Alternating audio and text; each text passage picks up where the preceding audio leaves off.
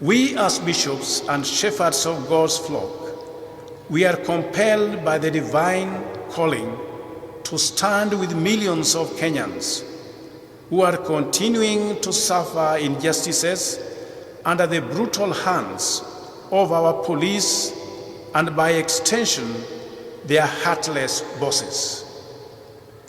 The manner with which the government is using the police to harass, maim, and kill those who are presumed to stand on its way is criminal in nature, evil and satanic in its entirety, and that no word is adequate enough to describe it. Our Lord Jesus Christ had taken his good time to visit people both in towns and villages, not for political campaigns, but to respond to their cries, their helplessness and harassment by those in power. Following the command of our Lord Jesus Christ, we stand today and will continue to stand tomorrow with the Kenyans who are treated like rabies-infected wild dogs.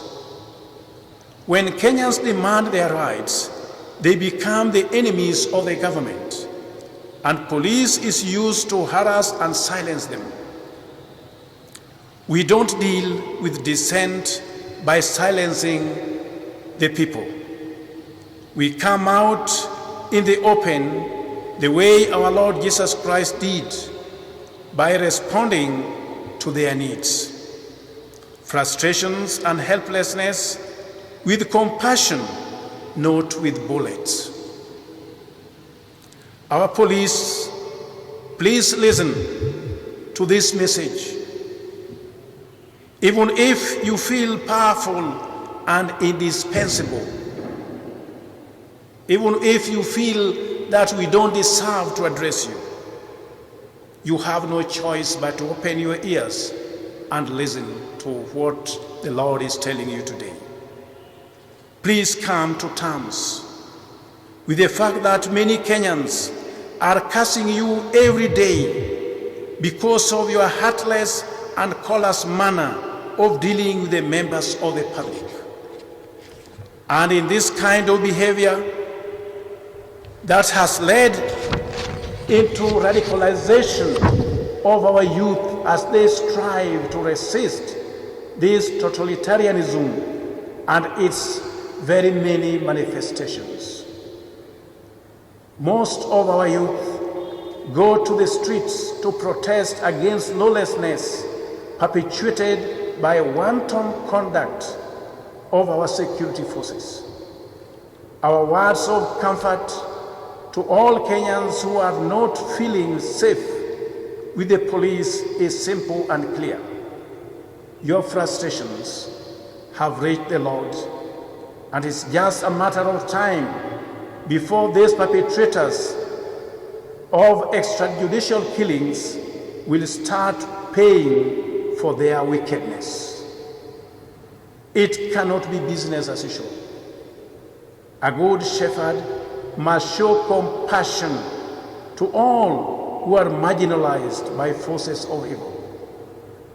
Our tears will never be shed in vain.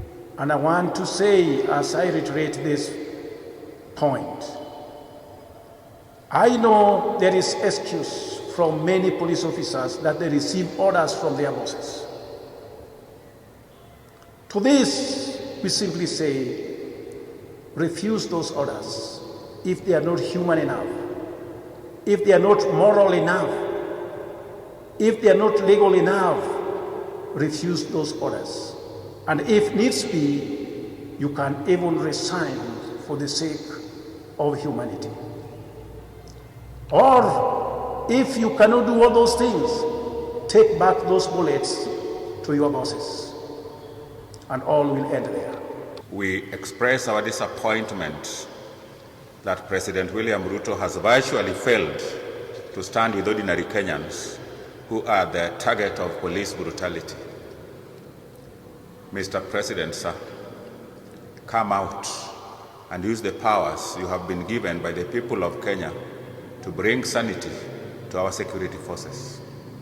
Time has come that a body like the DCI should be phased out. It has become a dreaded unit used by those in power to harass Kenyans. We cannot and will not keep quiet when a unit of the police paid by the taxpayers' money has become a terror gang licensed to kill. In Kenya today, there is no difference between the DCI and the terror gangs harassing the people. There is a great concern that most terror gangs are hired by those in positions of influence, thus creating a culture of violence, retaliation, and anarchy.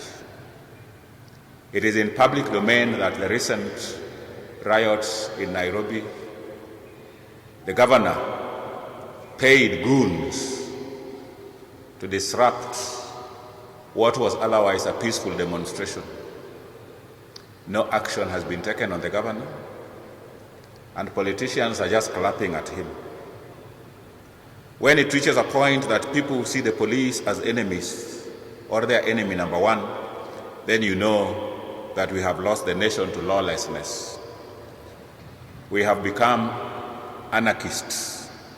Our appeal to you, Mr. President, is to rise up and show leadership by raining sense over your officers.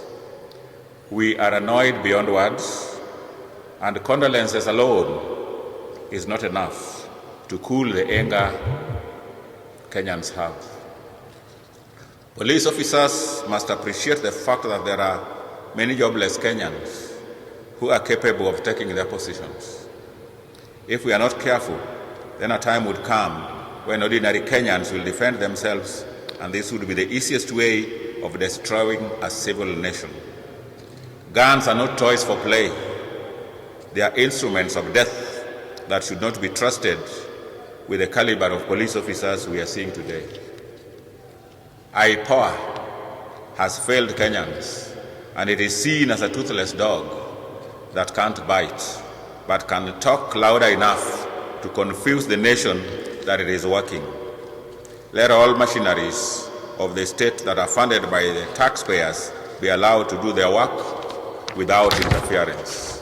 An attempt to drive Kenyans the freedom of expression as enshrined in the Universal Declaration of Human Rights of 1948 and cushioned in our national constitution is an upfront dictatorship, and here stand condemned.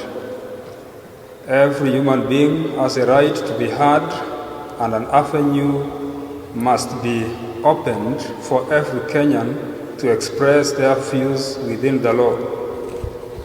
The emerging threats to social media users as an affront to these unalienable rights of expression. Let those who also take advantage of social media to abuse others without substantiation be warned of consequences that will follow. We also want to advise the leadership of this country that every reader is subjected to public scrutiny, and anyone who feels that he or she is above the people's scrutiny should vacate their offices.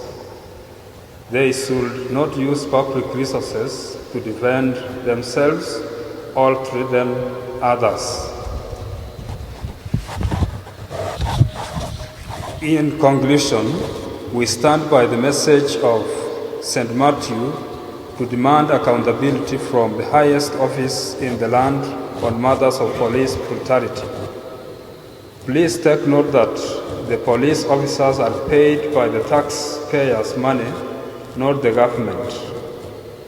They are our brothers and sisters.